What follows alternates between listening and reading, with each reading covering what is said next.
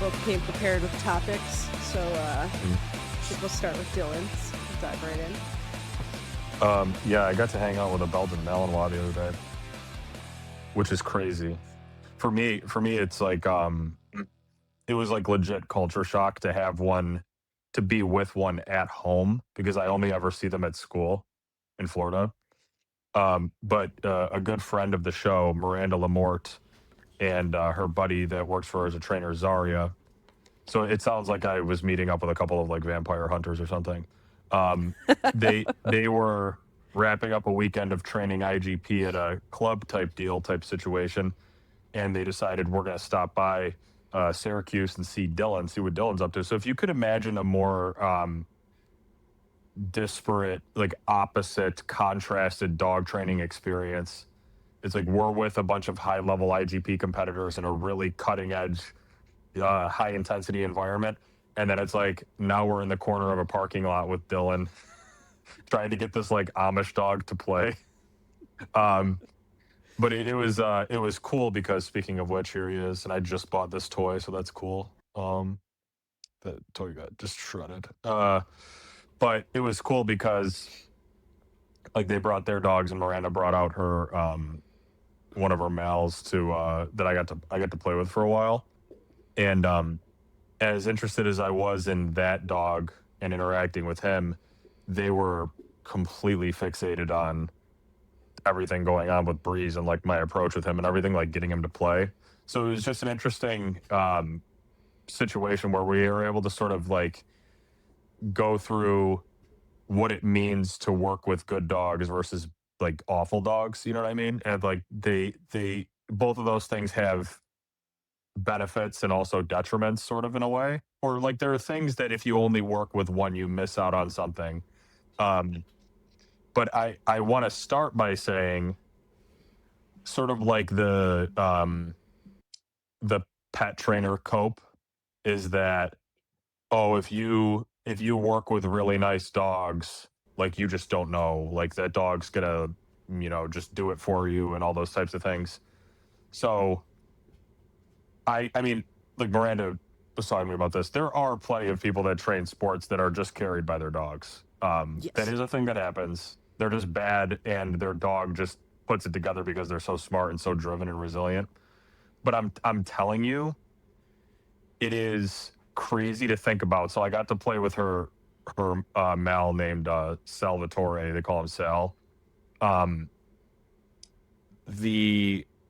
The amount of pet trainers that would get fucking bullied by this dog, run into the ground. I mean, like the feeling, everything is different. And before someone, oh, it's a size thing. Miranda is half my size, and she has immense control over that animal. Yeah. But I'm Yeah, telling whenever you, people go for like the it's men versus women, or like no, like yeah, it's always bullshit. you should see like yeah. that dog also is a descendant of one of Natalia Balabanov's males. His name's Aiko, who is also a fucking beast, and she has complete and total control over that dog. And she is also not a gigantic person. But just because they're good dogs doesn't mean that you can just be like, oh, I could do. No, I'm telling you, dude. Like, I'm in my head, I'm just thinking of pet trainers that I sort of casually know that are likely to sort of turn their nose and be like, oh, well, they would get fucking destroyed by this dog just wanting to play, by the way, not even being bad. Literally his play behaviors. Mm-hmm. I'm imagining people throwing their hands up, spinning in circles, and like getting cornered by this dog. So it's of immense benefit, I think, for anybody that trains pet dogs to spend time interacting with real dogs. Yes. And I think really too, get a feeling. I think people don't realize really good dogs can have some pretty gnarly problems because they're good. Like pushy behaviors, like I see a lot of people get into trouble, either first time sport owners or just people that like lack clarity with their dog, whatever the situation is, right? But like, or they got more dog than they intended. And even the dog being like, hey, excuse me, being like, hey, I can drop a ball in your lap and get you to play. Uh-huh. And then the owner kind of like tosses that ball a couple times, and the dog's like, okay, sweet, this works. I can push this button. And then the owner decides one day, like, actually, I'm going to tell you no. And the dog's like, wow, never in my life has this not worked. Let me try harder. And then Mhm. you end up in a fight with the dog over essentially an extinction burst, but like because the dog is really driven and pushy. And it can cause, like, even though it's not ill intentioned on the dog's part, it's not any fear or nerve or anything like that. It's just the dog being like, hey, I could push buttons and make shit happen in drive, and just flipping themselves into that drive state, and people just not being able to turn it off, or not being able So to control that. And it can become really like actually pretty dangerous problem depending on yeah, how far it goes and how it's handled. Yeah. yeah. So Miranda's dog Sal, when he's playing, he punches really Yeah. hard. Like I Yep. put up a clip of it, and he is like like bucking like a horse on his back legs, punching me in the stomach and in the chest, right? And I love that. Like it's hilarious. It's really fun. It makes me want to play harder. But Hmm. you can imagine if that dog didn't have boundaries set Correct. and Yep. he was doing that because he wanted to go outside. Yes. It's Yes. like that sounds funny. I'm telling you, dude, this is not like a doodle pawing at your leg No. for attention. Like this is like like you'll get launched if he catches you in the wrong time. Like, And these then dogs are what you so committed to what they yep, believe gets them their full goal. body. Like, that's Yeah, the whole full point, right? body. Is Reckless yep. abandon. Yep. And it's exactly what you said, how easy it would be with a really intense, driven, sort of like operant dog in that way. What could happen, what it could devolve into if you decide like months down the line to try to set a boundary and you haven't before. Um, that could be, it could be catastrophic and in terms of like aggression, but it could also just be the dog just kicks your ass. Yeah. And Yeah. and then it's like you have to live with the fact that I like if I was walking him outside and he saw a kid on a skateboard and I tried to stop him, I actually don't know that I could. And that type of dog, um, for all these people that are like, oh, those methods only work on the tough dogs, and you have a purpose bred dog, blah blah blah. You can't talk like I'm like, dude, you guys would get fucking annihilated by these animals, like annihilated. And I used to have a little bit of that attitude, and I think that there is a rational level of that to have, and we can get into that. Um, Yeah, but like good training with them works fucking wonders. Like once right, you get them on the right track, they're phenomenal. But right, getting them on the like that's the thing. It's like they're very all or nothing dogs because of their intensity. So if you get them on the right right, track, fucking phenomenal. Easy as like yeah, not push button, right? Like I don't want to make it sound that simple, but like very very straightforward, easy to motivate. yeah, They're trying really hard to communicate with you, trying really hard to understand. Like all of that stuff comes really really naturally. But if you're on the wrong track and you don't have mhm, those things, they're going to pick something else to direct all of that drive and energy yeah. towards, and it's probably not going to be something that's conducive to a peaceful life for you. And I think that by now, you especially, but everyone knows I'm not a fence sitter. I don't do that. I'm not trying to like appeal to, but I think that there is a rational middle ground where you can acknowledge there are things that if you only work with really nice dogs, you are missing out on quite a bit. And I actually don't think you can know your skill level.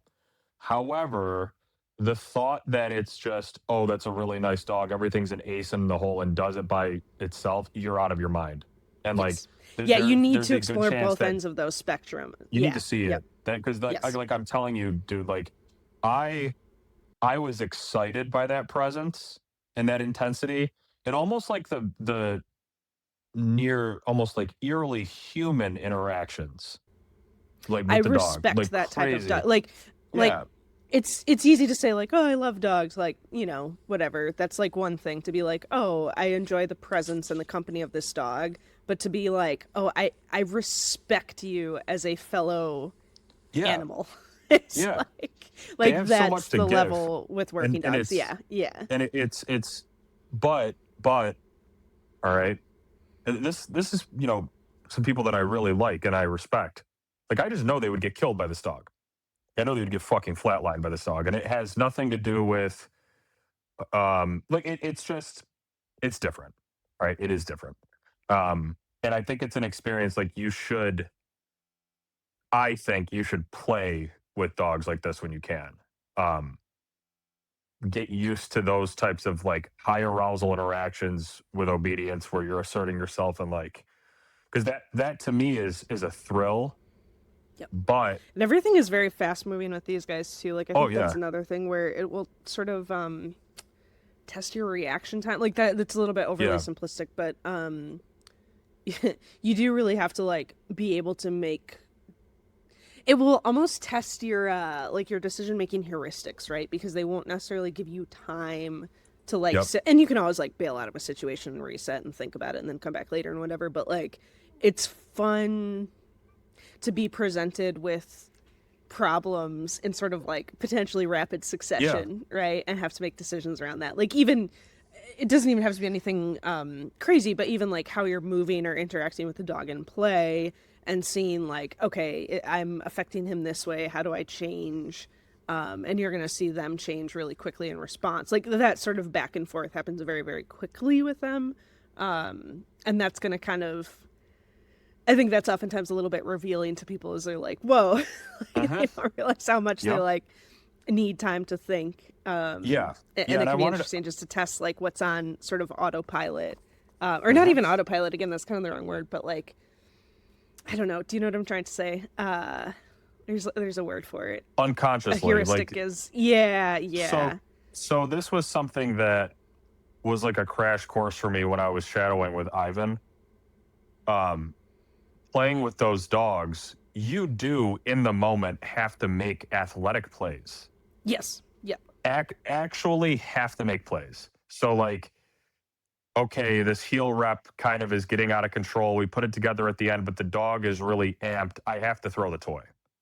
Like if I try presenting it in this flash right now, we're both going to end up on the ground and it's going to be a mess, right? And he's not yep, even going to remember what the fuck just happened. So like knowing when to throw the toy, how to present it, um, even like messing around with like a double release command and trusting that the dog is not going to destroy you when you yep. like it's Yeah, I everything think like happens working so in that fast. level of arousal is really interesting because like managing that arousal is a constant task. You know, like But you but can't just take it it's for granted. Yeah, you have to be able to move fast, but also like you've talked about methodically. before, right? And also allowing the moments still to sink in. So Yes. it's like Yep. there's Yeah, you moments can't where be you want to be frantic. fat, You have to be exactly extremely intentional about it. intentionally fast, but in some moments you actually want to be slow, like knowing to allow the dog's cognitive processes to function, but then fast Yep. enough to keep up with his physicality. Yep. Um, I think that's e- what I mean too, is like those decisions you have to make quickly. Like those yes, decisions of like, oh shit, I need to tap the brakes and slow down. Like you need to be uh, able to do that pretty fluidly. Like you can't uh yeah, you can't just assume that the dog is going to do it on their own, right? Which like oftentimes with pet dogs, if you kind of like stop and take a break and you show that body language of like, oh, we're going to take a break, the dog will read it. But with really intense dogs, like that oftentimes needs to be taught, right? Like depending right. how how the dog, like Miranda's dogs probably already have this skill, right? But like I'm talking about more just like baseline high intensity dogs that you might get like a random, you know, Dutch Shepherd or Malinois for a board and train or whatever. Like you really have to teach them to take a breather, and you need to be Yeah. ready to sort of enforce that picture, however that's gonna end up looking like. But a lot of the things you can sort of assume are gonna be a default low baseline for pet dogs, like default slow, like Breeze, right? If you quit playing, he's gonna quit. Like you Yep. can take a break anytime you want to, and it's no problem. But with high drive dogs, you have to teach them how to take a break. And that's I guess what I'm saying is like that's a whole different skill set. It's the flip side of the coin, and there's a ton of overlap, but it is a different set of skills, a different sort of mindset to teach a dog to come down from that than it is to try to ramp a dog up, you know? I was really excited um because he was being sticky with outing for me, which gave me the opportunity, the excuse to convert into let's try a punishment event. Um Doing that, I ran it twice and it was really smooth. However, I could imagine, I was like, man, like a couple years ago, the dog would have feigned understanding about what just happened, and we would have been back to the toy in his mouth. That's a perfect example. It's a And perfect it example. and it because I would have gone too fast and I wouldn't have read what he was Yes. thinking. Yep. Right? Like Yep. so like you're talking about being able Like to getting a dog like that to stop is stop, to really stop yes. and commit to stopping, not like mechanically stopping. And this is what people just don't understand. There's a difference between mechanically stopping and mentally committing to stopping. Because then you're just putting them into a stand, like a stand in motion. Like the amount of times people think they're getting on their dog, but they're actually just putting them into a stand in motion is ridiculous. But that was really really cool. I thought it was going to be like 5 minutes. We ended up being out there for like a half hour, just beating the fuck out of each other, and it was really really fun. But as much as I enjoyed that, and as much as I was really thinking about that, they were both fascinated with what I do, like with Breeze, Mm-hmm. um, with getting him to play, and because I was able to, I told them all about him. We sat inside for a while, and then I was like, yeah, we're gonna go try to get play going. I just cracked it like 2 days ago. He may not give it at all. Um, Once he starts to go into his emotional spiral zone, I haven't been able to pull him out of it with play before. So we'll see what happens. And sort of like everything that I was speculating about, we got to see all of it at varying levels. I was actually able to resurrect him back into playing, which was like the first time actually I've been able to do it. And we played really hard for him. Like we played really, really hard. And it was a little not shocking, but interesting to me how interested they were, having just come from a really intense 2 days of training, extremely cutting edge dog sport. But you know what it made me think of? And this is going to sound like a fucking really bizarre comparison. I got really into researching rock climbing for a little while. Mm. And sort of like the big spectacle of the world is Alex Honnold, because he's one of the guys that does no safety gear. The free climbing, yeah. Yeah. But in an interview, he was talking. Some guy was like, "Who do you consider yourself to be the best climber in the world?" And he was like, "Well, no. If you were to put me in a gym or at a competition, I could right now name 20, 30 guys off the top. It would just 9 out of 10, 10 out of 10 times would smoke me. Like I couldn't keep up. However, if you put them in my world, all of a sudden, a lot of that cutting edge, um, high technical, elite level, those methods, they start to not be as directly one-to-one applicable, because what I do has so many, the stakes are different and the variables are different.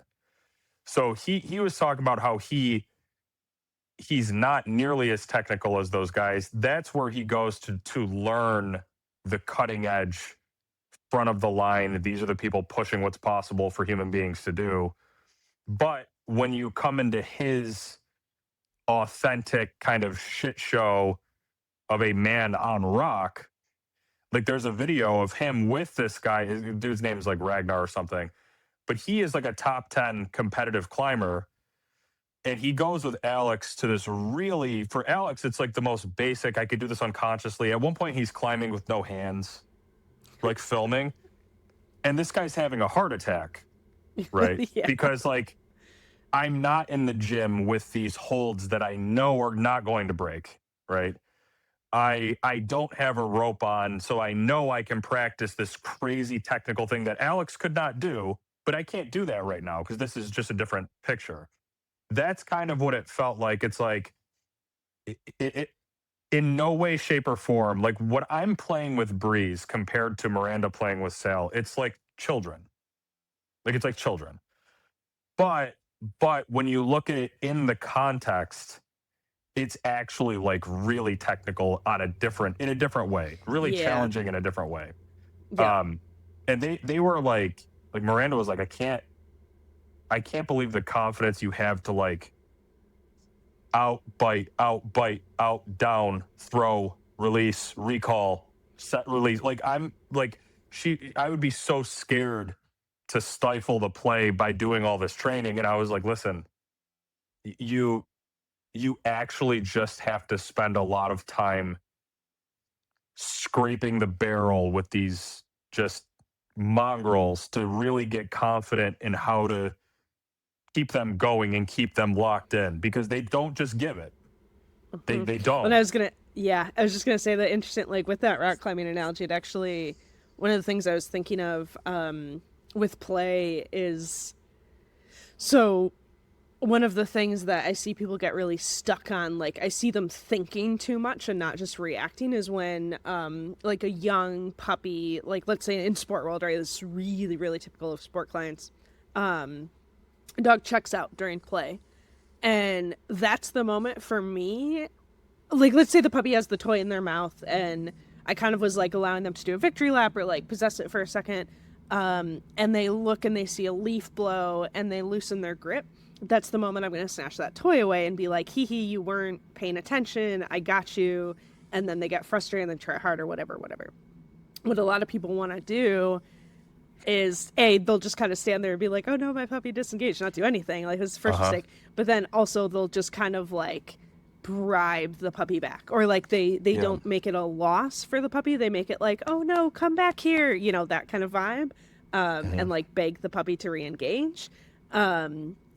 You can sort of get away with that. Like you'll see handlers with titles with older dog, like good dogs that interact with their dog in that way during play, Uh but the huh. dog is so driven that it doesn't matter, right? Like it's a really Yeah. tiny, like in the grand scheme of thing, that's kind of a small thing, right? It doesn't matter that much, but it is to me like a very fundamental, like it is revealing of like a fundamental sort of misunderstanding or misinterpretation of how to play with dogs. That Malinois, that good German Shepherd, is going to forgive that mistake and it's going to come back Yes. and play because it really wants to. But if you Yep. were to make that mistake with Breeze, You're gone. it would be killer. So Yeah. I So like wanted. that technical rock climbing, right? It's like, okay, Mhm. you can play with that and like get that really, really honed in with the Malinois because they're going to be forgiving. Like you can miss a grip and fall off and the harness is going to whatever. But if you're free climbing on a like sheer rock face, That's not you there for you can't, like you anymore. can't make that Yeah. mistake. You Yeah, literally can't. yeah. You literally Yep. can't. Yep. And like by the way, I'm not trying to catastrophize and dramatize behavioral Oh mod no, by for sure, saying it's for like sure. labor death. But But I will like it's, say you're the gonna put stakes. yourself in a hole way deeper with Right. mistakes with a Right. dog that isn't as Correct. forgiving because they don't have that robust drive. Yeah. Correct. And I would argue on behalf of my like what I do, I think it's debatable which has higher stakes, right? Like there's no question that being out on a competition field is extremely high stakes, but like with some of these dogs, it's literally existential. You know what I mean? So the stakes are extremely high. It's just that the technical, like it's different. You know what I mean? Um, I wanted to talk about this last time, um, and we ran out of time. So my client turned helper turned friend. Her name's Sandy. She's probably listening to this. Um, she has been like obsessed with Breeze, and I met up with her last week. This is I wanted to talk about this. Um, and she's like, I want to try to get him to play. And it was a really nasty day out, so we met inside of a store, and like I want to try to get him to play. And it was exactly. Keep in mind, she owns a German Shepherd, right? And he's not like a crazy cracked out, but he's a nice dog. You don't have to convince him to do stuff. Like he puts the toy in your lap, right? And she goes to get him to play, And there was the spark at the beginning. There was the spark. I was like, whoa, let's see what happens with this, right? And there's like a throw, he comes back, a throw, and then it's over. And I knew it was done. Like it was not coming back. And I was trying to coach her, and I was like, man, this is so interesting because you're seeing the habits of the German Shepherd owner fail in the face of a more challenging dog. So, what was happening when I was like really watching her, she's not, she's allowing the movement of the toy to do 90% of the work. Yes. Yep. So, there's a level of unga bunga dog chase fuzzy thing. It's huge. And It's so funny, and like, sorry, not to cut you off, no, but like please, such a please. huge thing. Trying to get people to help their dog stalk a toy Yep. is insanely challenging. Yeah, Like it's so hard. I still have not figured out how to like coach people to do that. But the difference between Yeah. like out, yep, and like out, yep, Right, like right, that, right, like right. oh my god, dude, like night and day. And I'm just like, my language is all over the place on that. I try to say like anticipation, intrigue, yes, or like yes, try to get yeah, a play bow or a flinch or yes, something. yes. And But that like that tension that you're tension. holding, Yes, it just yes. it's so important. But like that is When you- all body language and energy and like vibes. It's So so if you hard to take get if you people to do take it. that really nice, so this is sort of like in defense of like the training shitty dogs. If you Yeah, take yeah. that really nice Mal, you don't ever have to do any of this. No, because they If are you like, oh my god, do- this squirrel is If you do, however, you will toy, go they're to an convinced it's a entirely squirrel. different level. So the highest Yep. level possible is really good playing with really good dogs. That is the highest Yes. level possible. It's beautiful. But you can do really bad playing with really good dogs and have it look sort of average. Yes. If people don't know what they're looking at. So, Yeah, it looks good if people don't know what they're looking at. If you know Right, what you're the looking at, dog you will can see the do it. holes. But yeah, right, yeah. The dog will sort of like go through the motion sort of for the sake of it and just kind of whatever. Yeah. But they won't like Denise play. Frenzy. Correct. Just totally dispassionate, robotic, and just transactional and just awful. Soulless. So deliberately keeping the dog from being happy, like literally on purpose. Yeah. Anyway. So with Sandy, I'm watching and I'm like, that is the German Shepherd owner right there. And this like Breeze, it has been really challenging to get him to play. And I am really proud of what we've done. But it's going to be hard to transfer it to the owner. It's going to be really hard. And by the way, too, also, I put up a clip yesterday. Sandy met up with me and Breeze again, and she got him to play, and they played extremely fucking hard. And she was doing a bunch of different things and being way more dynamic and like not forcing him to do the work, like really matching and being like, no, I'm inviting you into play. So that is it was cool how interested Miranda was in it. Like she was like really like I almost showing a little insecurity, like I don't know if I could do that. Yeah. And I get it because I'm still like that with a lot of dogs. Like I'm like, dude, I don't know if I'm ever gonna get this. And if you're only working, not only, but if you're primarily working with the greatest raw materials, there will be that doubt of like, do I have it? You know what I mean? And it's crazy because I'm talking to so Miranda's a TWC graduate. Zaria is in the course right now. Nice. But it's like who did I learn this from? Who's the best in the world at playing with awful dogs? It's the guy that plays with really good dogs. So like he is also the best that I've ever seen, where like he's out with just kind of like a aloof, sort of miserable dog, and he just like kicks a leaf. You know, like in Florida they have those huge fronds.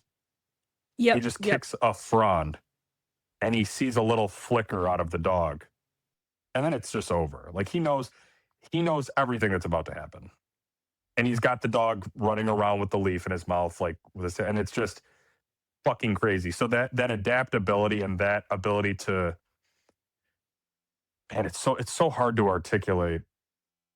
it's a crazy skill set. It is. It is. Yeah, and I think like that is, I think true mastery does come from being able to go from like the minimum like the bad side of the spectrum, like bad, not No, it's but like bad. the difficult side of the spectrum, right? Like Yeah, no, they're the bad. bad dogs But that in terms of like they yeah. don't have drive, or they're sensitive or they're weak or whatever. Like they've got sort of like emotional baggage. Being able to work with those dogs, and then also being able to work with the dogs who are actually truly trying to dominate you, think they're a Hmm. badass, like like that's also a skill set to form a cooperative relationship where like you can spar with that dog and that dog. Yeah. That is like, and I think that's so difficult is like it's all fractal, right? Like it's all the same on every level. So like the surface level looks pretty different to people, but if you dig into it, it is all the same principles, right? Like even in what I was talking about Hmm. with like, what do you do when the dog checks out? You have to make that part of the game. Yeah. Um, and that's going to look very, very similar, whether it's a good dog or a bad dog or whatever. Yeah. But yeah, like that encompassing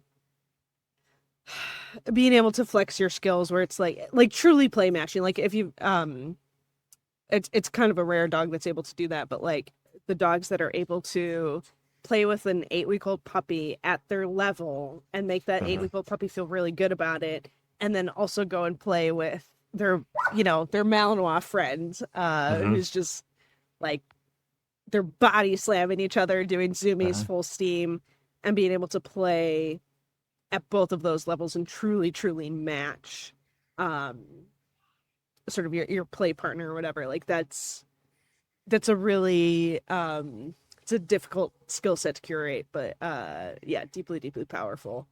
It's like a level of emotional intelligence that takes a while to sort of figure out, but I do in this way feel grateful that sort of just like as a natural byproduct of the dogs that I work with, I have been forced basically by gunpoint to develop those skills. And it feels really good to be able to take a nice dog for once and play and have it be really constructive and coherent and know that I can do that. Because I think that probably the other direction is less common and is more of an insecurity. Um, I'll say that much. But again, like the pet people, plenty of them would get completely steamrolled by these dogs. But it's man, the thing is though, another good thing to at least make contact with good dogs every once in a while. It is good to remember what dogs are supposed to be like. And yeah, like it sounds yeah. funny, but it's actually true. No, it's so So true. like when I was telling Miranda and Zaria, like when I'm playing with Breeze, I'm like, and like I'm seeing him wake up and run and jump through the snow, and like he's bringing the toy back, and like, see, he checks out a little bit, and I go run for the toy, and suddenly he bolts after me with his tail up. It's like I am having memory flashes of like seeing the dogs on the field at school, like almost like my vision's flickering in and out of like seeing him be a real dog for like 2 seconds at a time, 10 seconds at a time, a minute at a time, and like being able to know what you are aiming for is really important, even though Yes, it's not attainable. But seeing that, like, he's just never going to be that. But the opposite of his misery is closer to that. correct, correct. So like that's Like what that's you where are you want to trying to slide the create. scale towards. Yeah, Right, yeah, right. And playing is the only way. So yep, that is yep. that's really good to remember. So even if Yeah. you're No, not no, that's an interesting one too, is even like the again, this is so fucking difficult to describe, but I know you'll know exactly what I'm talking about, and like I know other people will too, is the energy of the dog, like the vibe of the Mhm, dog, right? Is mhm, it's not frantic, it's not hectic, it's not like I think even unfortunately a lot of sport dogs the play again, you can kind of get away with it because the dog will still work, still do the things, still perform the exercise and score well on the field, but like you can see that the dog is not actually in a healthy state of mind. Right. But anyway, like when you actually get really good on a clean, holistic, like authentic play with a high drive dog, like the way that feels is very, very specific. Uh-huh. Um, and that you can kind of hold on to that feeling and like calibrate based on that. And to me, it's very obvious when I am and I'm not hitting that target. You know, like you make a wrong move and kind of like have this moment of disconnection or like put the dog in the wrong Deflating. frame of mind or something like that. And Yeah. it's like, oh fuck, you know, and then like Yeah. you do something that gets the dog a little bit closer to that, and you start to feel them like open up, feel a little bit more powerful, feel better about themselves. And it's also this very specific feeling of like, oh yeah, like that's very reinforcing. But yeah, like you can stay in that state. Like when I play with my dogs, I'm in that state pretty much the entire time. And if I'm not, then it's like, it's jarring, you know what I mean? Right. Yeah. Yeah. So yeah, it's a good, yeah, just calibration, I guess, to be able to know what that feels like. And you cannot figure this out unless you're just like honestly interacting with the dogs. And like that's Yeah. why it's all connected, like why people think play is a joke and like it's a fad and it's just to make you feel good about yourself. It's like you guys just don't interact with You're dogs, so you missing have no it. fucking idea. Literally, I couldn't even explain it. And this is another one of those things that just reminds me of why I don't think I could ever teach dog trainers. There was a class call last night that was extremely interesting with behavioral cases and stuff, but like people are coming up with training plans and all that, and I'm like, dude, I don't think I've ever made a training plan. It is It's a like weird one because I just like I interact with the dogs, right? I'm the same. But Yeah. so like I want to raise my hand and be like, yo, just like be normal. And like that's not helpful. Like it's not helpful. Yeah, one but of the like things, like I follow other dog trainers now. Like I'm not saying I know everything, right? Like there's tidbits I pick up here and there, but like for the most part, I'm like pretty set on the way that I train my dogs. But absolutely, I watch other people to look at how they explain things to other yeah, people, right? So like, uh, there's certain things where someone will say like, "Oh, you move your hand this way," and I'm like, "Oh, I've been doing that for 100 fucking years, but like never right. I thought couldn't about it tell you. before." Yeah, But then yeah, explaining it to this client that I've been struggling with, that was the thing that made it click in their head. So like drawing right. awareness that like I do not naturally think that way. Like I am very much just like, Do it. Like I don't know. be there Yeah. and do it. Just But like so verbally explain it, I'll show you, and then you figure it out. But it's like that's not so how the good teaching plans, happens. right? Good. It's But yeah, bad anyway. teaching. It's bad. It's Yeah, just yeah, bad teaching. yeah. It And, is. and like I'm like that. It's like so I'm listening to these training plans and I'm like, this is genius. Um, Yes. Yes. like this is amazing.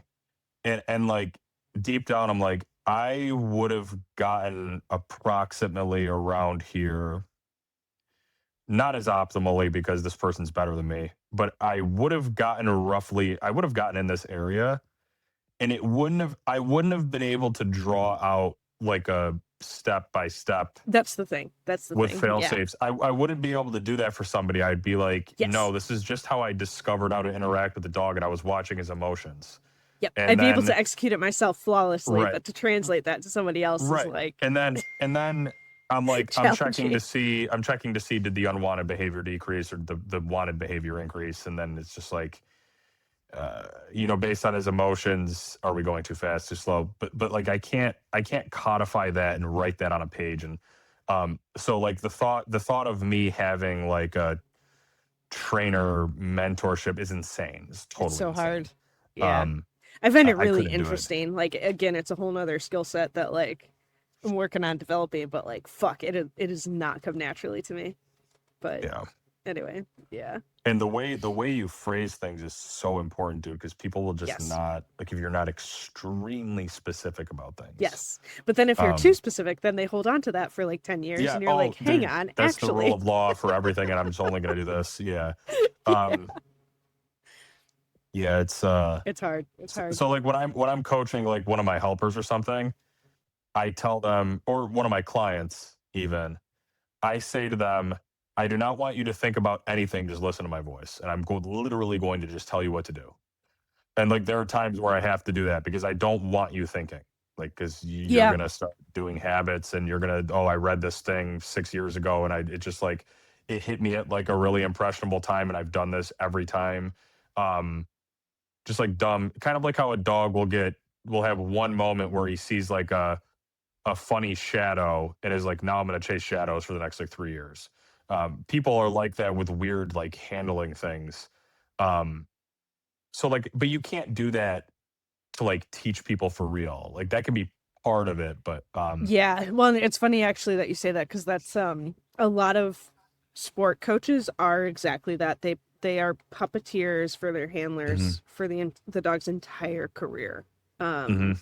And again, it works well enough, but like those people are never They're not going to develop actually fully. dog Yeah, trainers. No, right, no. right. Which is very sad. Yeah. But yeah.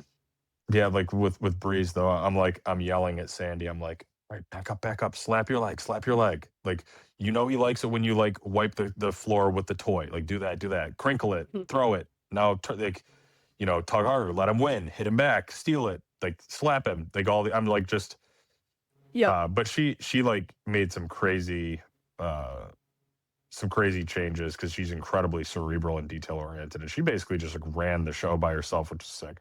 Um yeah, really cool. Um Very good I sign think I for this kind of cut dog. you off on the training plans though. Did you want to say more about that? I don't Oh know. no, it's just that I almost envy, like, not almost, I do envy being able Yeah. to think that way. I just can't.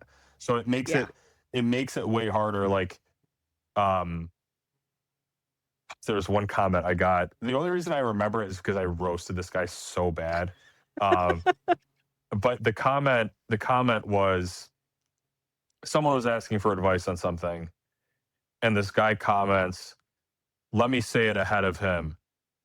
Uh, go outside, stop using food, play, lol, sign up for my Patreon," right? And like I go on the guy's page and he's fat.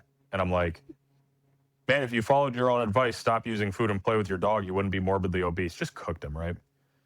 And he goes, yeah, you're right. And then unfriends me. It's like totally respectful interaction at that point. I'm like, love that. But It's but amazing. but the thing is about that, like, lol, just go outside is like actually what I tell people. So it's like I can't, like, that can't be, but it is it though. You know what I I know. mean? Yeah. It's like Yeah. it's like go outside, be normal. Fucking, I don't know, like it's it's gonna be another one of these scenarios too with this dog I have coming up next month, Mongoon. The brutally I presented some of his pre-programmed footage for the class yesterday, and it's like, whoa, holy shit. Um, but it's going to be another one of those things where if I get a good result, um, like I'm going to be recording, I'm going to be obnoxious, I'm going to be insane, I'm going to record everything that I physically can for however long I have them. It could be fucking 6 months, I don't know. But it's going to be one of those things. I have a feeling at the end of it, I'm not going to be able to explain. It's going to be like, I went outside and I acted normal. It's going to be like the extent of what I've got. Yeah. I Um, think a lot of times too, it's just like the hard part is it's doing less that actually makes a mhm. difference. Like it I think we're always looking for like the addition that makes the change. Like, oh, I added Yeah, play, I added obedience and structure and yada yada. But a lot of times it's actually just stop fucking with the dog. stop fucking with Like a them, and lot it's of about times it is like quality. stop doing that. Yeah, yeah. So And you that's could just not as you easy to could articulate or literally, palatable. Yeah. so they're trying, like, the over in Korea, they've been trying to train this dog, like doing like hands-on training, right? And this is all stuff that I'm going to talk about as we go. I'm going to put up a video on my Patreon outlining a lot of like what's been going on with them and all that. But they're doing training hours, right? That are doing absolutely nothing other than possibly making them a little worse.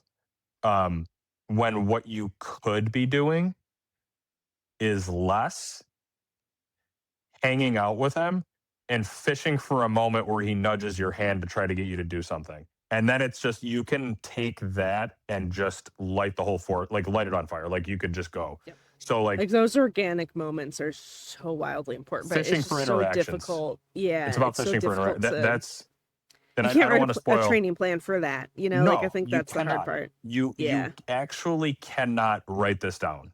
And it's I'm giving a little bit of spoil. You guys are getting this audience gets the good stuff. I actually tell that to every audience so that I try to keep them like locked in.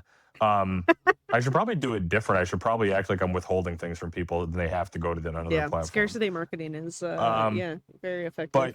But the ultimate currency with fucked up dogs like that is interactions. And that sounds like it's actually a very specific concept. It's moments in time where the dog and I are influencing each other's behavior consensually. And that does not need to be done with 6 hours of fucking drill. No, like it's literally going to be me doing less. And again, in fact, like that sitting around the house is probably going to set him back because he's going to feel trapped and forced. Well, and there's some crazy shit. There's some crazy shit going on that I want to get back to our topics because I am going to save most of this for the breakdown videos. But the dog is so preoccupied with looking for places to hide. He does not perceive human beings as sapient creatures. And that is something that it's possible the trainers over at their facility wouldn't believe me. But literally, he does not know I know they're exactly human. what you're talking about.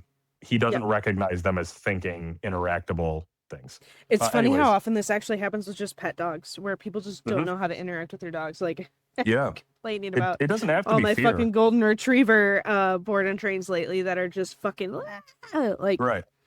And it's just because people haven't had meaningful interactions with them, and so they're like, "Oh, you're useless to me. You don't give me any predictable information. I'm just gonna not pay attention." It doesn't have to be. They're just fucking doing their own thing. Yeah. And it doesn't have to be a broken, fucked up dog like Mongoon. No. It can literally just be a regular pet dog that seems really obstinate, aloof, diabolical. That's exactly and this all that. golden retriever. But it's actually 2 fucking in a row that I've had. Yeah. It's actually just you've never given me reason to interact with you on a an actual level.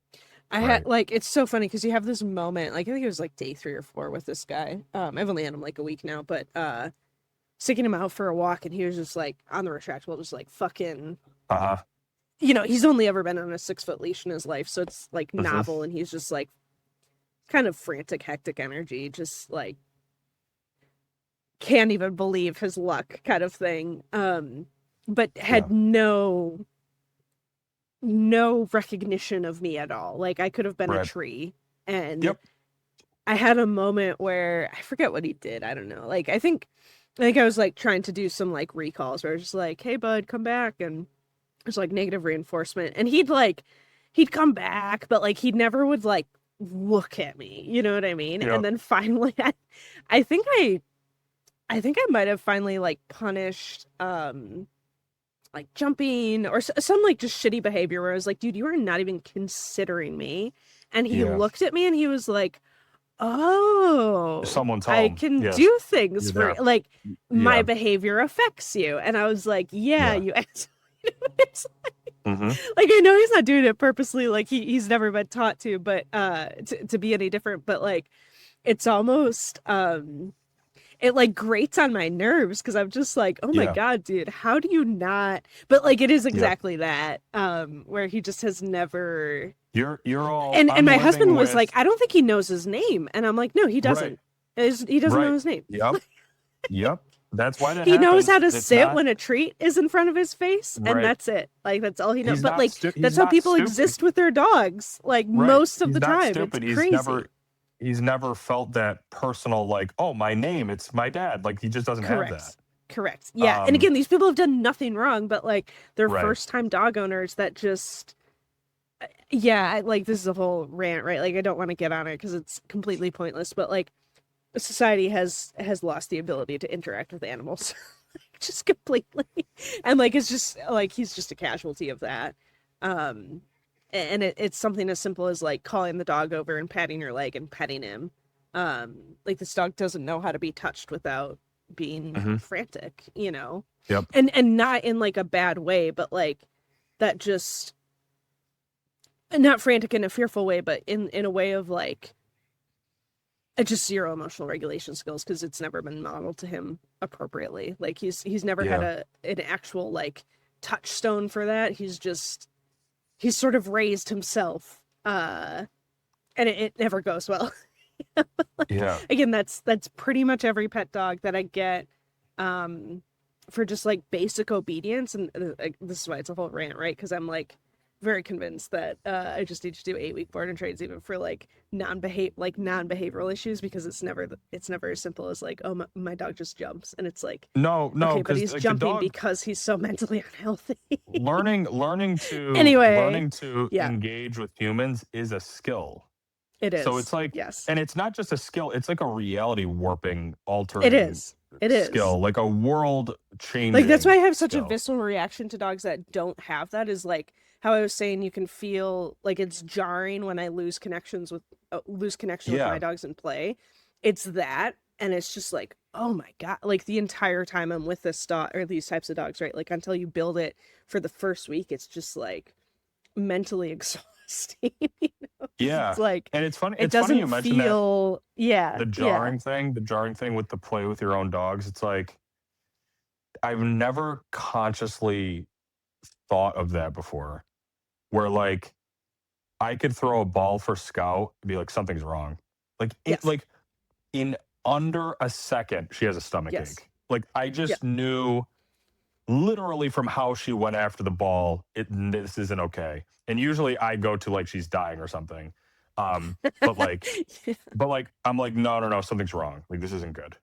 And it's literally on the first move, you can just tell something's wrong or not Yep. right.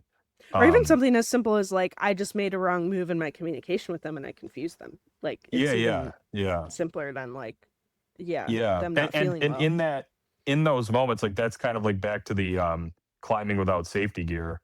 Yep. With these dogs, you can invest so much time in getting the spark going and just lose it with one false move. Yep. Yeah. That's why when you stepped Um, on his leash, you like lost your mind about it. Cause like oh, dude, I was that ready. may have I been told someone in my irrecoverable. comments. I told someone in my comments, I was like, I would snap my leg right now if I could take that moment back, and I was like, kind of serious. I was devastated. I was devastated. Yeah. We got Yep. beyond that. Like but I don't know. I don't know how lasting that damage was. I don't know. Um, like I that ball will never come out again. Like I'm just trying to forget. It's for me. I'm trying to forget that happened. Um, but it's it's just different when you're working with like gnarly dogs like that, and it feels good to be able to provide a splash of real dog for them Yeah. in these moments. Yeah. Once you Super do important. finally break through that, it's extremely rewarding. I told the As much as I'm class, complaining about it. no, It's no, just like it's emotionally destabilizing for me. But yeah. like, Well, it's my job, so like of course I deal with it. it But feels yeah. like for me it's extremely painful. And I think it's just like an irrational empathy with the dogs where like I'm like, dude, Yes. like looking at like even I don't want to talk too much about school, but like even seeing Ivan's reaction to watching the Mongoon video, he's like, oh my God. Like It's I can tell it like painful. Yeah. physically hurts him. Yeah. So like that I kind of feel that way. It's like, dude, what? Like, oh my God, these cattle dogs that were at a shelter that I saw. This was months and months ago now, but like Hmm. every one of them, we went to throw a ball and they would all like hit the ground. And I'm like, oh, dude, Ugh.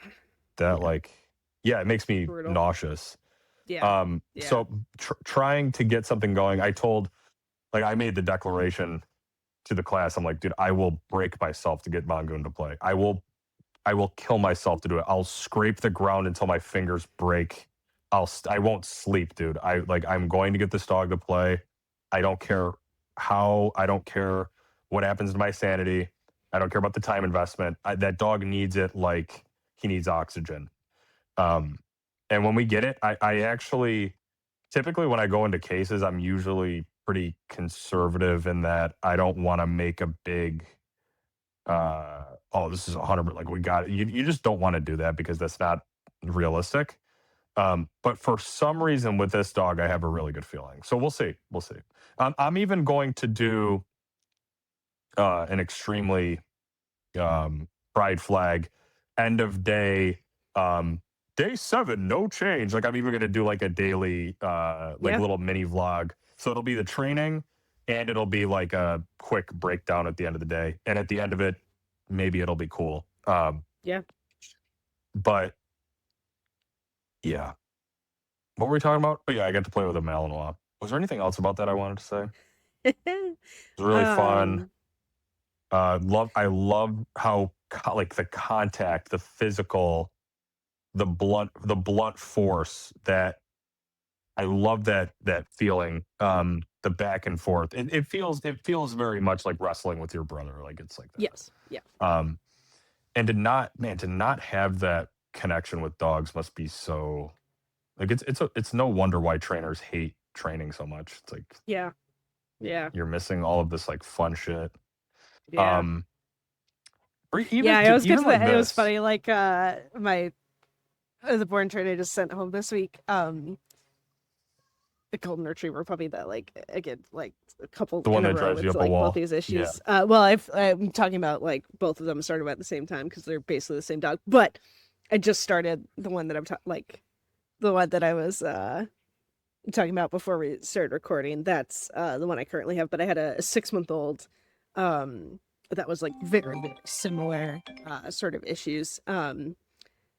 And she, like, the last 2 days she was like perfect, beautiful, like really in a good spot. And I my husband was like hanging out with us and he's like, wow, you'd never get to actually enjoy these dogs, do you? I'm like, Right. no. You send them Like, home right it's when they peak. Yeah.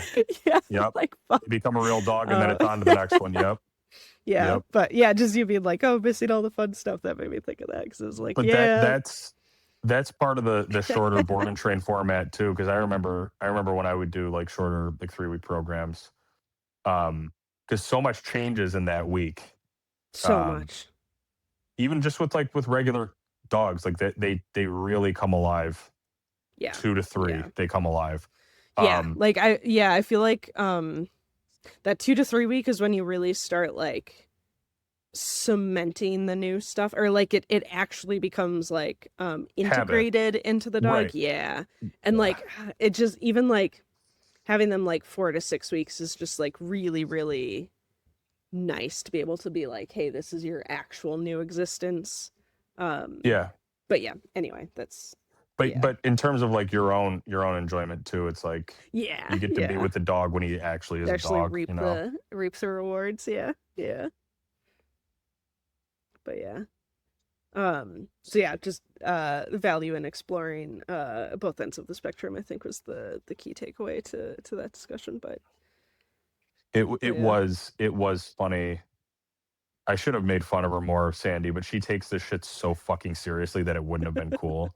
But like seeing her, it's almost like when she was losing Breeze in play, like she lost him pretty fast.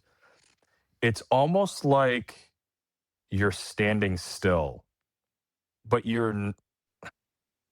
it's like you lose these dogs in these between beat moments. Yes, yes. You know what I Yeah, that's what mean? I was trying to say about like the energy and the vibe These is like subtle little like holding that tension. Yeah. he's in a mental space where he's on a razor's edge where it's like my default is to feel sad, to feel uncomfortable, and please give me a reason to keep playing.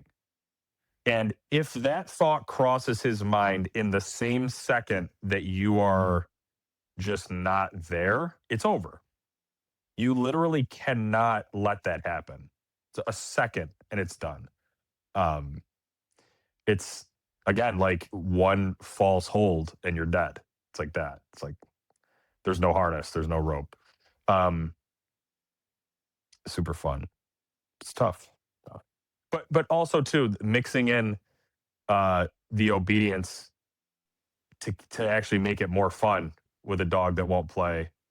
Um, this is something that I think I've talked about on this show too, where like the TWC concept that took the longest for me to integrate and understand was how actually like training and playing are supposed to make each other more fun, not just one way. And you're supposed to be blurring the lines between the two. Um, this was actually something that so you learn in the course, you practice. It wasn't coming naturally to me, and then there was a dog that Ivan was having trouble getting started on play. And the second he got that dog into play, he outed him with negative reinforcement. And I was like, Mm.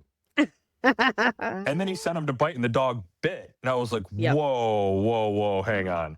I Yep. would have been fucking mortified. I would have been on pins and needles, just Yep. like incoherently waving the toy around, trying to keep this play going, whatever. But like he made it constructive in that way and thrilling in that way with a command right away. And that actually do I want to have a quick ego segment? So in the shelter workshop with the dog Lucky, um, where like he's never played, we get him playing with a Wubba toy. Um, I start playing with him and I literally teach him to out, to sit, and another what else did we teach, and the release command, all like in the same session that he started playing. So it wasn't just like we got it going and then we just it's like no, we start training, and it actually made him play harder. um that is being able to get to a point where you can do that feels really good. It Yeah. takes reps. It Well, and takes I reps. think too one of the concepts that is really, really tricky to sort of to integrate and like get comfortable with is adding resistance of any kind makes the game more interesting. Right. But like it has to be resistance that is able to be overcome. But like I mean resistance even in like obedience is resistance. Like that is a challenge, right? Like Right. Right. um that is what drives play, right? Is like achievable challenges. It's otherwise boring and uninteresting. But like that definitely when play is especially when play feels fragile, that's extremely difficult to be like, okay, now I'm gonna like hold the dog back by the harness a little bit and it feels like he's gonna quit, but then he doesn't. And but like it's really, really difficult to read because it's So like, oh, I just spent all this time building it and now I'm like on purpose gonna sort of risk I'm breaking going to it, threaten it. Right. You're going to Yeah. threaten it, but you don't. Yeah. Nobody plays Super Mario 64 for the sections where Mario is running in a straight line. Yeah. You play it for the platforming sections Yep. where you have to do the work, quote unquote. Yes. Yep. But in this context, the work is not work. It's just part of the It's thrill. play. Yeah. Yeah. Super fucking cool. And I will say, dude, being able to pop off a little bit in front of them and have like Breeze out, bite down, bite out. Like it was like, oh fuck, like I look like a fucking beast right now. I was like, man, I hope he plays so I don't look like a fucking retard. And then he just like went nuts. I was like, all right, cool. But then like I take him out the next day and he doesn't play. Like it's never. Yeah. You need to keep in mind with these dogs, it's very rarely is it like a linear just like up. Like it's Almost never. You're gonna have you actually had someone submit something about regression, right? Yeah. Well, and that was more in the context of like when they go home, but actually that's an Yeah. interesting point just during the board and train actually that it can happen. Oh yeah, dude. Yeah. 100%. Yeah. You can have brutally bad days. Yep. With dogs that were doing really well. Well, That shit happens. They're just fucking tired. Yeah. Oh I think yeah. that's pretty They're just like done. too. Yeah. Need breaks. We actually risked. This was one piece of coach. Sandy was popping off so hard with Breeze that I didn't want to say anything, but I was subtly trying to be like, hey, we should probably get going now, like because I could tell he was getting tired, and like not tired in a good way. He was like his social bandwidth was starting to wear thin, where like you got the friend to the party, right? He actually like he played games with people and like had a good time, but now you can see him start to disassociate and sort of like stare at the wall. Now it's like, get out, get out, get out, get out. Like, I don't want to then put you in like an embarrassing situation. I don't want to make you feel weird. So we were at that point, and I talked to her while we were leaving, but like to us, it felt like we just came out and you guys played for like 20 minutes, whatever. But for him, that was exhausting. Um, Yeah. so in that scenario, I've had this dog now for a long time and he's doing extremely well. Had we kept pushing, I would not have been surprised if he snapped at her. And that would have been regressive, right?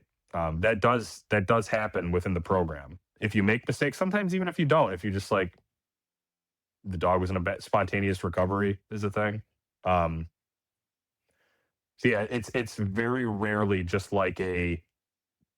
I talked about this with Ollie, that dog Ollie, how I had him meet a new helper and he bit her hoodie pocket. I was not expecting him to do that. I was actually kind of like, dude, what the fuck are you doing? Because like he hadn't done that in like 2-3 weeks. But it happens, dude. It happens. Yep. Yep. You know? Yeah. Um, yeah, and I think one of the things I've been thinking about a lot lately too is like what is propping up the behavior.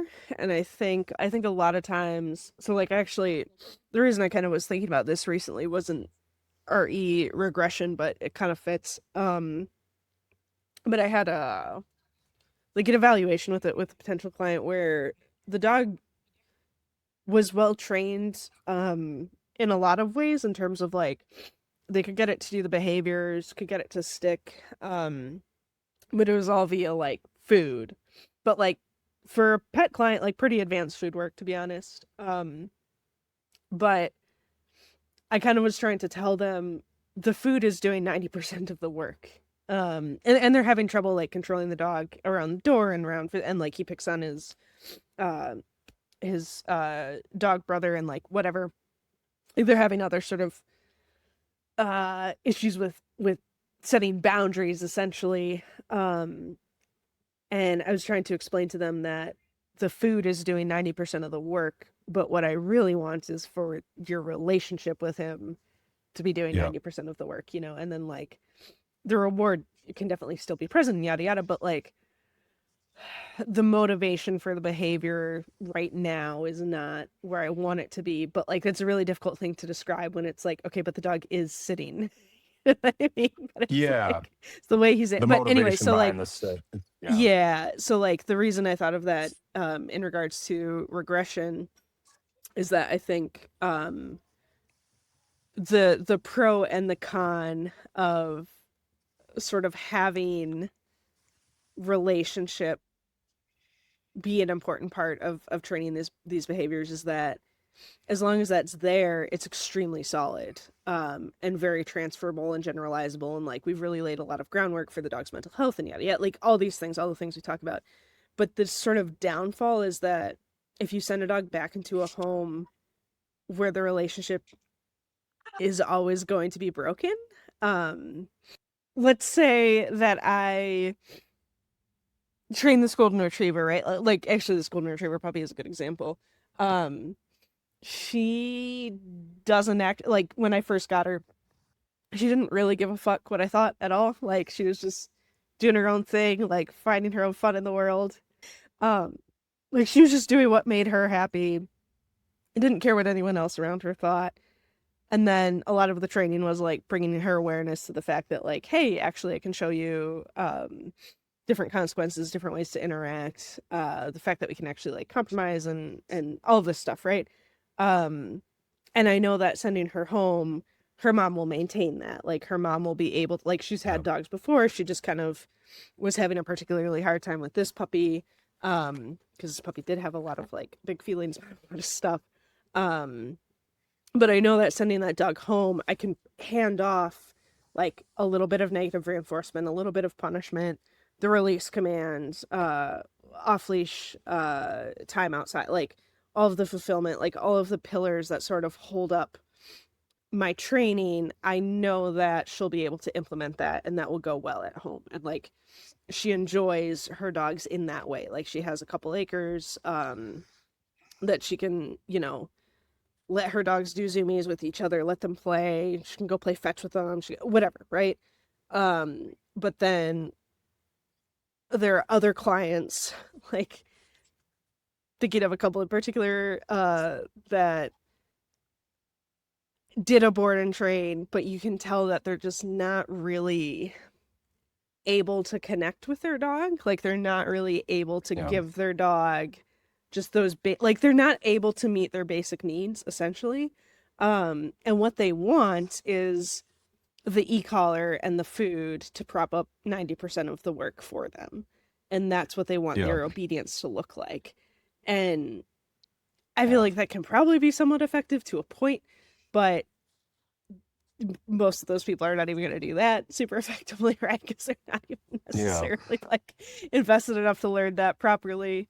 But yeah, so but I guess my point was regression is somewhat inevitable in those situations. And I think that can be a really difficult thing as a trainer to sort of accept, is that certain people are going to relate to their dogs in ways that just are untenable. And like the dog is unfortunately going to go back to a situation where their mental health is going to be bad. Um, and the Yeah. behaviors are going to come back. And like you talked about that actually, I think it was with Win.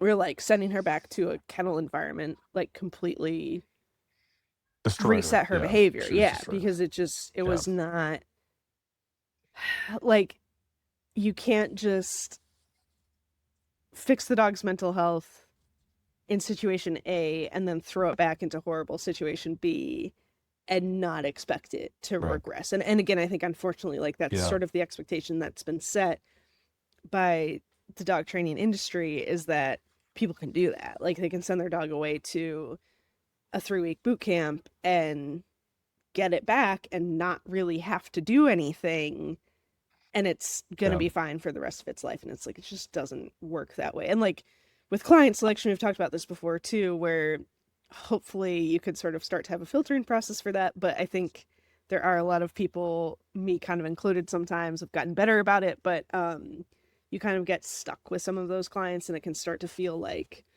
a sort of imposter syndrome that you're like, oh, did I actually train this dog? um Yeah. but yeah, like anyway, not to like make excuses, but I think sometimes that is just a reality, that certain people just do not want to actually be helped, and probably should not have dogs, and unfortunately do end up having to deal with some of those characters. But anyway, Yeah. yeah.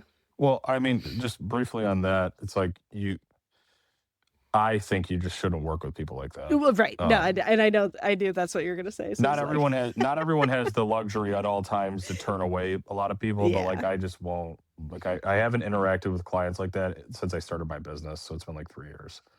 Um, and that like back when I was not like no one had, I was just regular balance trainer man. I mean, I still am, but like you know what I mean. I still was turning those people away. Like I'm just not going to waste my time. I will say that to the biggest reduction in regression for my dogs going home, aside from just like getting better at training the dogs, there is a serious methodological shift that took place in my mind, largely spurred on by the Training Without Conflict Academy, where I realized that the more you frame training around being a restrictor, the more regression is inevitably going to happen. Um, Ultimately, the goal should be, that wasn't supposed to rhyme like that, but it was fucking sick. Um, the goal should be to trim as much of the structure and as much of the work down to the bare bones, to where you are training within a set of guidelines that run as congruently with the nature of the dog and the client's life as physically possible. And that means every little point where there could have been problems before, I am trying to think, how can I make this as hands off for the Yes. client as humanly Yeah, if I'm possible, sending the dog as home still natural for doing the like dog. 15-minute obedience drills per day or whatever the fuck, right? Like I did something Right, wrong. Yeah. right. It would be a failure, like with B Money, okay, with him going after people at the door, which I think is just like a non-issue at this point. Like it's just not. He's not a super serious dog. Hmm. It would be a catastrophic failure to send him home, instructing the client when someone knocks at the door, send him to his place. I have just created like 4 points where this can go wrong and where they have to stay on him and they have to be constantly reinforcing things and punishing things and maintaining things. And I've just created with that's one interaction, that's one situation, right? Where someone comes to the door. And I just created an entire training program around that. And I sent the dog home and I gave them that. And I said, this is your life now, right?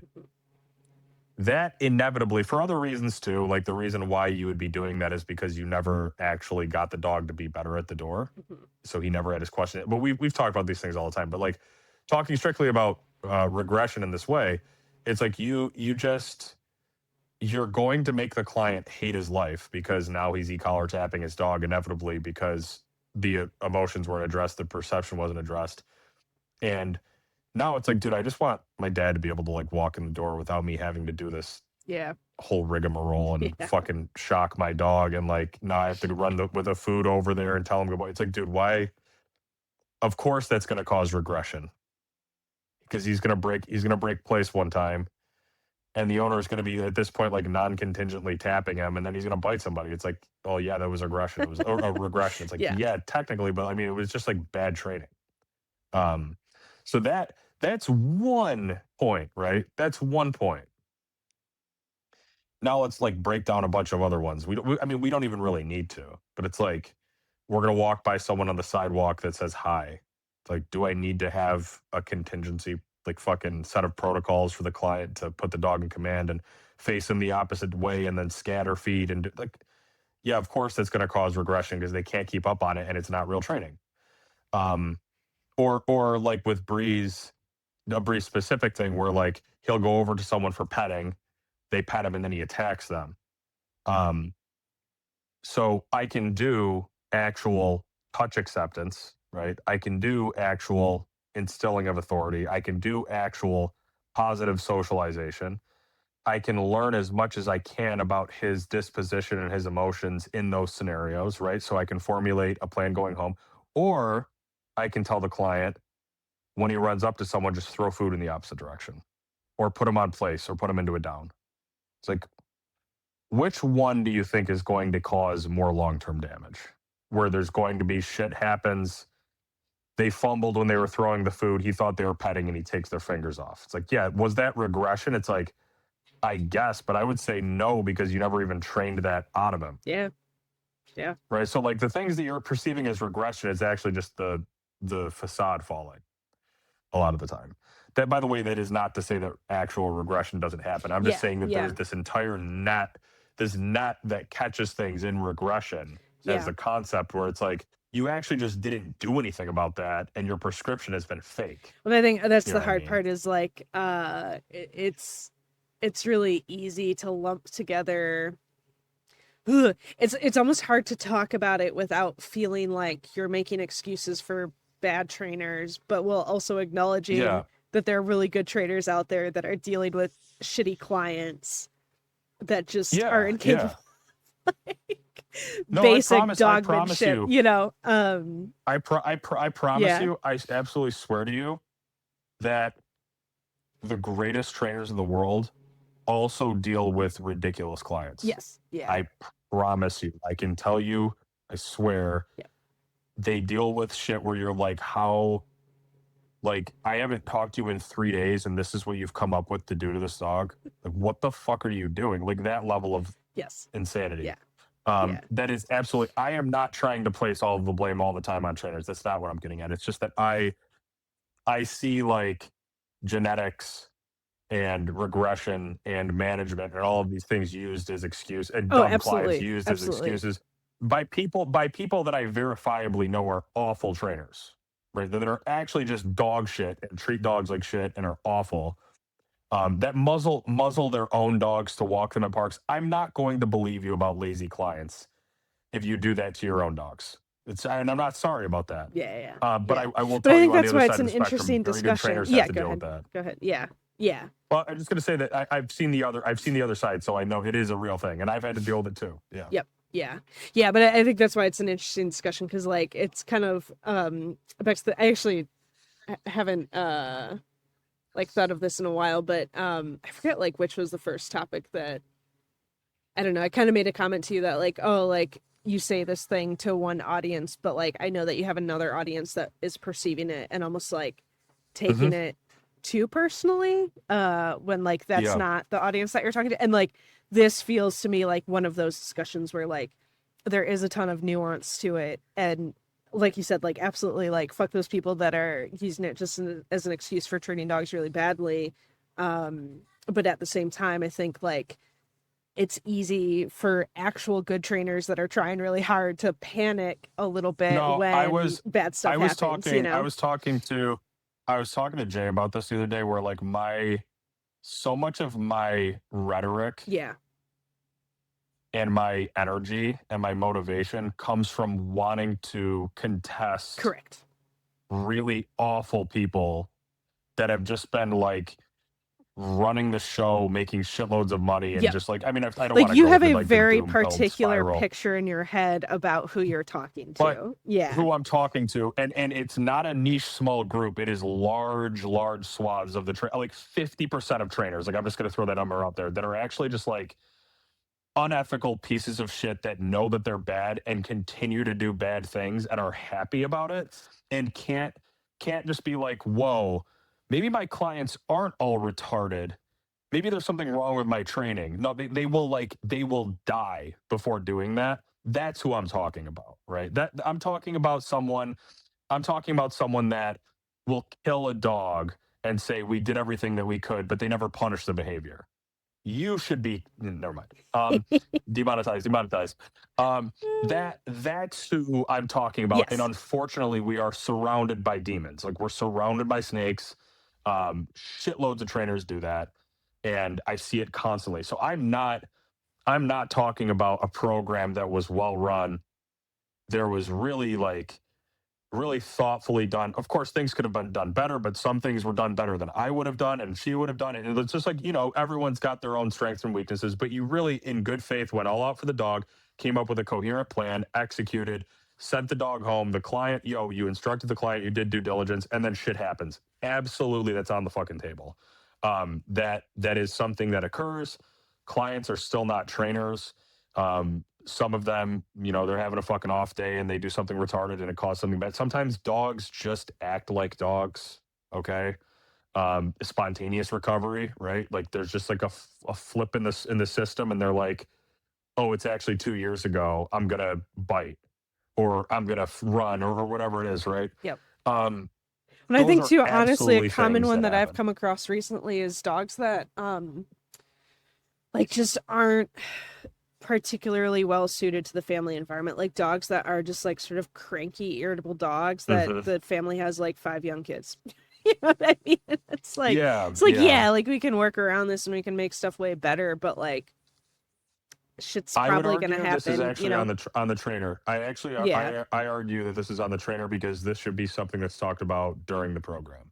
Um, so before and during the program, and like a serious set of conversations Yes. where Yeah. you make it extremely clear. And I didn't used to do this, and I do this now. Um, Before the program even begins, I make it like we go over goals. Like, what are your goals, right? And I tell them, hey, I either like or don't like those goals, blah, blah, blah. We can kind of hash those things out. But I am telling you, if I detect something about who this dog is fundamentally Yep. and it clashes with your goals, Yep. we need to talk again Yep. because you may not be able to keep him. Yep. Yep. And I think That that is that can feel absolutely like how it is. failure. Like that, even Yeah. suggesting a rehome for a situation like that can feel like failure Yeah, But it very it's well not. might not be. Yeah, yeah, No, it's not. And especially when you're training, when you're doing like behavioral case stuff too, guys. Like that's not the. It's you are deliberately going into bad situations.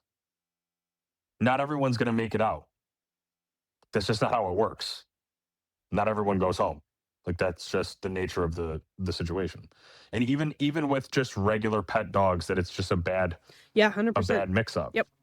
You know what I mean? I've talked before about uh extremely interesting and unique individual from my past who um gave an extremely powerful young male Rottweiler to a very feeble and frail elderly couple that I met up with them as a favor. And I wasn't sure if they were going to physically be able to survive the walk through the parking lot. Right. And I had to tell them, guys, like, there's just, you cannot keep this dog, guys. Like, there's no way. Yeah. There's nothing, Yeah. there's nothing anyone could do to Like if make you this can't a good thing. physically hold your dog back in an emergency situation, And I'm playing with the dog, and he's awesome. There's nothing wrong with that dog. That's not, and it's just why, like at that point, it's the breeder's fault. oh, absolutely. Yeah. Yeah. Extremely unethical and stupid. Yes. Yes. And now because of you, I have to make this like 80-year-old woman weep in front of me. Like that's great. But that you need to be able to, like, to pursue that client would be stupid. And at that point I would blame the trainer. Yeah. Um, Yeah. I'd be like, why, like, what do you even think you're fucking doing? Yeah. Like, that's just stupid as fuck. What would It's you like, do if the it's like, client okay, refused to here's rehome? one. Would you just say like, "Hey, I'm not working with you then"? Yeah, I'd say I've already deleted your Okay. number as I'm walking Okay. away. Yeah. Yeah. Yeah. No. This here's another one. Okay, here's an example. Okay, there was a kid that showed up. Like I went to a very small school, and you're playing baseball, you're playing football, you're playing basketball, whatever. You know what kids are going to show up to the quote unquote tryouts because it's the same kids every year. We have the same team. So it's not really tryouts. You just kind of call it that as a formality, but it's like, no, these are the people that are good. They know that they're good, and these are the people. Even the bad kids would still make the team. But there was one year in high school where a random kid was like, I'm going to start playing baseball at 17 years old or something like that, right? Yep. And he showed up to the first practice, and, the coach let him practice. He let him come to a couple of them. And then he pulled him aside at some point and had a conversation with him, and he never came back. That wasn't a malicious. Number one, that wasn't a coaching failure. It's not that it's on the coach that he couldn't teach this kid to be something that he's not in a short time frame, right? But it's also not malicious. Yeah. No, that's He actually a really good actually example. saved that kid. Yeah. He saved the kid from bad things happening, right? You're going to get fucking humiliated in front of everyone, right? You're going to get hurt. You're going to get hit in the mouth of the ball, right? So that scenario, that's judiciousness, that's mercy, that's logic. You know what I mean? That is how we should be interacting with dog owners in those scenarios. And again, if like you said, like in a hypothetical, if those old people were like, we're keeping this dog, I'd be like, yeah, I mean, Yeah. you are digging your grave. Yeah. And It's against possibly, professional I'll be advisement. brutal. Yeah. I'll be brutal, by the way. Like I'll try to hurt you if I think it'll jar you into reality. I'm not going to lead with that, but like Yeah. if someone was like, "No, fuck you, he's my dog," I'd be like, "You're a fucking moron." Like you have no idea. Like if I needed to do that, I would do it to try to save them from crashing into the brick wall. But that doesn't generate some like, we can do it, guys. No, fuck no. No shot, dude. Like this is just stupid. You know what I'm saying? You got to be able to pull the trigger on that, including with behavioral case dogs too. By the way, including with behavioral case dogs. Obviously, like if there's a dog that's really intense and has someone isn't capable of enforcing their will when the dog gets agitated, it's like, dude, like he may even need to be put down. You know what I mean? Like if you can't find him a home, like you literally just, this is not a good match. You know what I mean? It almost would be Shit happens. interesting. It almost would be interesting Like I'm not suggesting that you do this, but I'm just saying it would be interesting from like a content standpoint to have you take on a bad client on purpose. Oh, that'd be You know crazy. what I mean? Or That'd be like crazy. a dog who's like potentially That'd not be a like a super reality fit. TV Yeah. show. That'd be like a reality TV show. If you could have me like interviewing the client, going to their home, having those conversations, that would be fucking crazy content. It's just I don't The know 10 anybody that kids would running sign up to around, just grabbing the get dog's food ripped. bowl. Yeah, yeah. I would be. I think people would be. I think that in some ways people would be astonished by how diplomatic I am at the beginning. But when the turn happens, yeah, when it happens, when I flip, it's like now it's like this is typically if I'm getting on someone, it's because I'm doing a last ditch effort to make you pay attention. It's not like I'm doing this to try to feel better. It's like, dude, I'm like in a way I'm begging you to snap into reality. And then I'm out as soon as I don't want to turn this into a thing. So as soon as I can tell I'm just bouncing off of your force field, I'm just out. Um, you can't make people care. It's just not going to happen. No. Um, But yeah, I think like with the regression stuff, like I think to the audience who's listening to this podcast, like sometimes it isn't like yes, sometimes it's a training thing, like there's always room for improvement, et cetera, but like there's also a lot of times where we just do not live in an ideal world. And no, you're gonna have situations that they're just beyond your control. And knowing when to accept that as the case and not beat yourself up about it, I think is important. But oh, this dog has a panic attack whenever he hears a car start. Oh, he lives in downtown New York. It's like, well, yeah, my training solution is that you give up the dog. yeah, Like that, my training solution is you find a home for the dog. yeah, That's literally going to be my first and last step. yeah, Like, what are you doing? yeah. That's stupid as fuck. You know what I mean? Yeah, no, for sure. All right. Any last words? I think selling my screen name is fucking hilarious. And also check the post that I just made on Facebook. Oh no. All right. Peace out, homies. All right. Talk later.